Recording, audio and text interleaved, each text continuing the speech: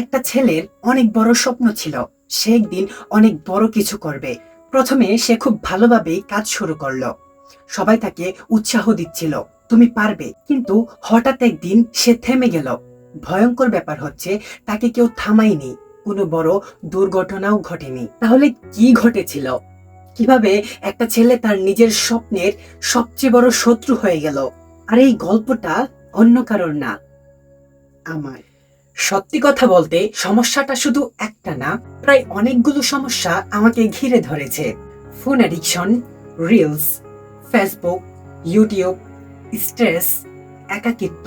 মূল কথা, আমার সামনে একটা কাজ আছে, প্লাস একটা ফোন আছে।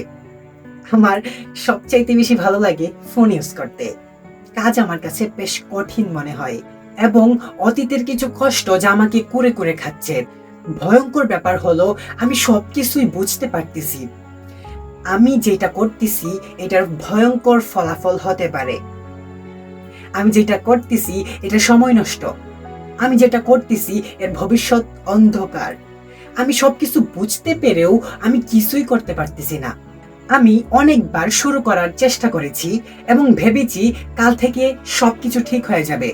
কিছুদিন যাওয়ার পর আবার আগের মতো। একটা জিনিস আমি বুঝেছি, মোটিভেশন দিয়ে আসলে কিছুই হয় না। আমার দরকার একটা সিস্টেম, একটা কমিটমেন্ট, এবং প্রত্যেক দিন অ্যাকশন নেওয়া। তাই আমি শুরু করছি 90 দিনের একটা জার্নি। এই 90 দিনের লক্ষ্য, স্ক্রিন টাইম কমানো, খারাপ অভ্যাস বাদ দেওয়া, প্রোক্রাস্টিনেশন কমানো, ফোকাস দিয়ে আবারও কাজ করার ক্ষমতা বাড়ানো। এগুলো শুধু বললেই হবে না, আমি চেষ্টা করব এগুলোকে বাস্তবে রূপ দিয়ে আপনাদের দেখানোর। আমি জানি না এই 90 দিনে আমি কতটা বদলাতে পারবো।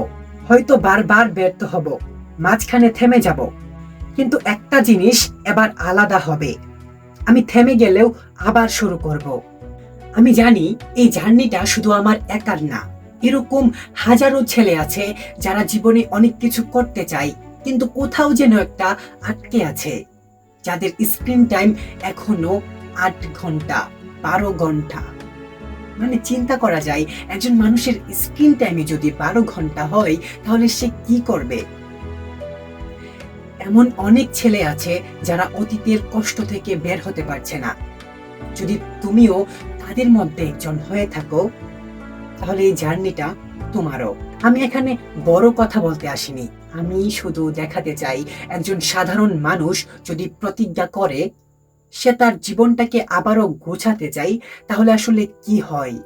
আমি জানি না আসলে 90 দিন পর আমি কতটা বদলাতে পারবো বা কি হতে চলেছে। আজ আমার ডে 0 শুরু। আমি জানি না আসলে কি হতে চলেছে, তবে এবার আমি দাঁড়িয়েছি। আমি যতবার পরে যাব, আমি আবারও উঠে দাঁড়াবো, কারণ আমি একটা লাইনে বিশ্বাসী, থেমে যেতে নেই।